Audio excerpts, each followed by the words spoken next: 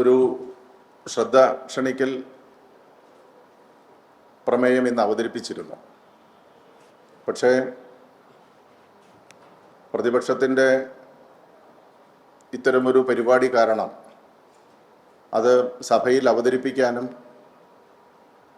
അതിനെ സംബന്ധിച്ച ബഹുമാനപ്പെട്ട മന്ത്രിയുടെ മറുപടി സഭയിൽ വായിക്കാനും പറ്റാത്ത ഒരു സാഹചര്യം വന്നു. അത് പിന്നീട് നമ്മൾ അവതരിപ്പിച്ചതായി കണക്കാക്കണമെന്നും മന്ത്രിയുടെ മറുപടിയും നമുക്ക് ലഭ്യമായിട്ടുണ്ട്. നിങ്ങൾക്ക് എല്ലാവർക്കും അറിയാവുന്നതുപോലെ കേരളത്തിൻ്റെ തന്നെ സമഗ്രമായിട്ടുള്ള ഒരു വികസന പ്രവർത്തനം വിഴിഞ്ഞം തുറമുഖവുമായി ബന്ധപ്പെട്ട വിഷയമാണ്. ഇപ്പോൾ വിഴിഞ്ഞം തുറമുഖത്തിൻ്റെ ഒരു വലിയ വികസനത്തിന് വഴിയൊരുക്കുന്നതാണ്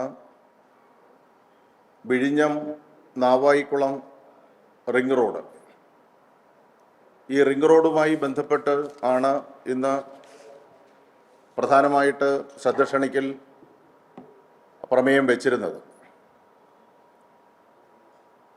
തിരുവനന്തപുരം ജില്ലയിലെ 5 നിയമസഭാ മണ്ഡലങ്ങളിലൂടെയാണ് ഇത് കടന്നു പോകുന്നത് എന്നുള്ളത് ശ്രദ്ധേയമായിട്ടുള്ള ഒരു കാര്യമാണ്. ഏതാണ്ട് 62.89 കിലോമീറ്റർ നീളത്തിലാണ് ഈ പാത കടന്നു പോകുന്നത്. 45 മീറ്റർ വീതിയാണ് ഇതിന് ഇപ്പോൾ തീരുമാനിച്ചിട്ടുള്ളത്. അപ്പോൾ ഈ പദ്ധതി നടപ്പിലാക്കുന്നതുമായി ബന്ധപ്പെട്ട് വളരെ നേരത്തെ തന്നെ ഏതാണ്ട് 12,000-ഓളം പേരുടെ കിടപ്പാടവും ഭൂമിയുമെല്ലാം ഏറ്റെടുക്കുന്നതിന് വേണ്ടിയിട്ടുള്ള നടപടിക്രമങ്ങൾ സ്വീകരിച്ചിരുന്നു. ഇതിൽ 2022 വിഴിഞ്ഞം മുതൽ തേക്കട വരെയുള്ള 11 വില്ലേജുകളിൽ 3D11 വിജ്ഞാപനം വന്നിരുന്നു.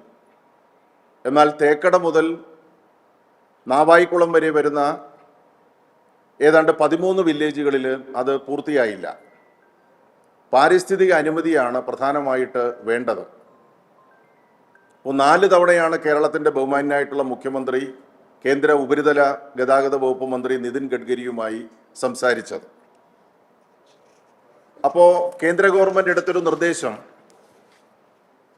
കേരളം ഭൂമിയുടെ പകുതി തുക നൽകണം എന്നുള്ളതാണ്. 50% തുക നൽകണം എന്നുള്ളതാണ്. കടുത്ത സാമ്പത്തിക പ്രതിസന്ധിയിലും ഈ പദ്ധതി നടപ്പിലാകണമെന്നുള്ളത് കൊണ്ട് തന്നെ ഗവൺമെൻറ് 50% ഭൂമിയുടെ വില നൽകാൻ വേണ്ടിയിട്ട് തീരുമാനിച്ചു. ഏതാണ്ട് 930.41 കോടി രൂപ ഇതിനു വേണ്ടിയിട്ട് വകയിരുത്തുകയും ചെയ്തു. പിന്നീട് വീണ്ടും ഇത് മന്ദഗതിയിലായപ്പോൾ ഗവൺമെൻറ് ഇടപെട്ടപ്പോൾ കേന്ദ്ര ഗവൺമെൻറ് വീണ്ടും ഒരു ഉടക്കു വെച്ചു. നിങ്ങൾ GST പൂർണ്ണമായിട്ട് ഒഴിവാക്കി കൊടുക്കണം. സാധാരണ നിലയിൽ അങ്ങനെ ചെയ്യുന്നതല്ല. ഇപ്പോൾ GST പൂർണ്ണമായിട്ട് ഒഴിവാക്കി കൊടുക്കണമെന്ന് അഭ്യർത്ഥിച്ചു. അങ്ങനെ 210 കോടി രൂപ കേരള ഗവൺമെൻറ് കിട്ടേണ്ട GSTയും ഒഴിവാക്കി കൊടുത്തു. ഇതെല്ലാം ചെയ്തിട്ടും ഈ പദ്ധതി അനന്തമായി നീണ്ടുപോവുകയാണ്. ഇതിനെ ഒരു രാഷ്ട്രീയ ലക്ഷ്യമാക്കി ഈ തെരഞ്ഞെടുപ്പിൽ ഉപയോഗപ്പെടുത്തുന്നതിന് വേണ്ടിയിട്ടുള്ള പരിശ്രമം കേന്ദ്രം ഭരിക്കുന്ന പാർട്ടി തുടരെ നടത്തുകയാണ്. അവരാണ് യഥാർത്ഥത്തിൽ നാഷണൽ ഹൈവേ അതോറിറ്റിയെ കൊണ്ട് കേന്ദ്ര പരിസ്ഥിതി വകുപ്പിൻ്റെ അനുമതിക്കായിട്ട് കാര്യങ്ങൾ ചെയ്യേണ്ടത്. അപ്പോൾ ഈ ഒരു സാഹചര്യത്തിൽ ഇപ്പോൾ ഭൂമി കല്ലിട്ട് തിരിച്ചിട്ടിരിക്കുന്ന സാഹചര്യത്തിൽ ഈ 12,000-ഓളം പേർക്ക് യാതൊന്നും തന്നെ ചെയ്യാൻ പറ്റാത്തൊരു സാഹചര്യം നിലനിൽക്കുകയാണ്.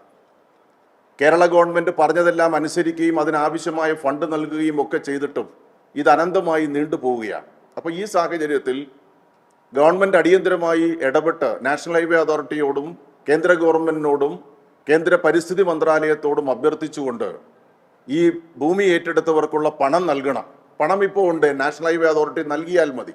അത് നൽകുന്നില്ല. അത് നൽകുന്നതിനാവശ്യമുള്ള നടപടിക്രമങ്ങൾ സ്വീകരിക്കണമെന്ന് ആവശ്യപ്പെട്ടുകൊണ്ടാണ് ഇന്ന് ഈ ശ്രദ്ധ ക്ഷണിക്കൽ പ്രമേയം നൽകിയത്. അത് 5 മണ്ഡലങ്ങളെ ബാധിക്കുന്ന ഒരു പ്രശ്നമാണ്. ഈ 12,000 പേരെന്ന് പറയുന്നത് കാട്ടാക്കട, അരുവിക്കര, നെടുമങ്ങാട്, വാമനപുരം, വർക്കല ഈ മണ്ഡലങ്ങളെ ബാധിക്കുന്ന ഒരു പ്രധാനപ്പെട്ട പ്രശ്നമായതുകൊണ്ടാണ് അവതരിപ്പിച്ചത്. ബഹുമാനപ്പെട്ട മുഹമ്മദ് റിയാസ് മന്ത്രി, അദ്ദേഹം പൊതുമരാമത്ത് വകുപ്പ് മന്ത്രിയാണ്. അദ്ദേഹം നമുക്ക് മറുപടി മേശപ്പുറത്ത് വെച്ചിട്ടുണ്ട്. ആ മറുപടി നിങ്ങൾക്ക് ലഭ്യമാകുന്നതാണ്. വളരെ വേഗം ഈ കാര്യങ്ങൾ പരിശോധിച്ച് ചെയ്യാമെന്ന് നാഷണൽ ഹൈവേ അതോറിറ്റി നമുക്ക് അറിയിപ്പ് നൽകിയിട്ടുണ്ട് എന്നാണ് അദ്ദേഹത്തിൻ്റെ മറുപടിയിൽ സൂചിപ്പിച്ചിട്ടുള്ളത്. ഇതിനോടൊപ്പം ഒരു സന്തോഷകരമായിട്ടുള്ള വാർത്ത, പെറ്റീഷൻ കമ്മിറ്റിയുടെ ചെയർമാനായിട്ട് കഴിഞ്ഞ ഏതാണ്ട് ഒരു 15 ദിവസം മുമ്പാണ് എന്നെ ചുമതല ഏൽപ്പിച്ചത്. ഒരു സിറ്റിംഗ് നടത്താൻ വേണ്ടിയിട്ട് സാധിച്ചു. അപ്പോൾ കഴിഞ്ഞ ഒരു വർഷക്കാലത്തെ റിപ്പോർട്ട് ഈ 23-ാം തീയതി മുതൽ ആരംഭിക്കുന്ന സഭയിൽ വെക്കാനും വേണ്ടിയിട്ട് സാധിക്കുമെന്നുള്ളതാണ്. നേരത്തെ പെറ്റീഷൻ കമ്മിറ്റിയിൽ അംഗമായിരുന്നു ഞാൻ. ഇനിയിപ്പോൾ വലിയൊരു കാലം നമുക്കതിനകത്ത് ഉപയോഗപ്പെടുത്താനില്ല. പക്ഷേ എങ്കിലും ജനങ്ങളുടെ ഏറ്റവും പ്രധാനപ്പെട്ട പ്രശ്നങ്ങളാണ് പെറ്റീഷൻ കമ്മിറ്റി കൈകാര്യം ചെയ്യുന്നത്. അതും ഇതിൻ്റെ ഭാഗമായിട്ട് ശ്രദ്ധേയമായിട്ടുള്ള പരാതികൾ അടിയന്തരമായിട്ട് എടുക്കുന്നതിന് വേണ്ടിയിട്ടുള്ള തീരുമാനങ്ങളും കൈക്കൊണ്ടിട്ടുണ്ട് എന്നുള്ള വിവരം കൂടി അറിയിക്കുകയാണ്.